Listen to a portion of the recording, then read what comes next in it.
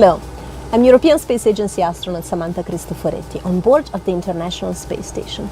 And right now, I am enjoying my favorite pastime up here, looking out of the window at our marvelous planet Earth. We know we fly around the Earth once every 90 minutes, an hour and a half. So 15 to 16 times every day. Every time we fly around the Earth, we have a sunrise and a sunset. And we can enjoy all the diverse views and landscapes, the different seasons, the mountains, the oceans, the deserts, the cities.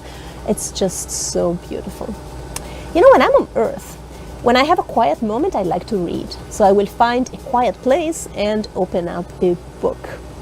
But when I'm up here, strangely enough, I don't read much. And I think that's because I recognize I'm only in space for a short amount of time, and it's really in the little free time I have, I want to take advantage of this marvelous beauty and take pictures so I can share.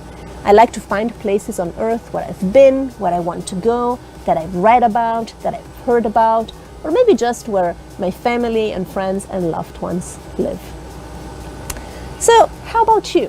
What hobbies do you have? And what hobbies do you think you would try out up here in space?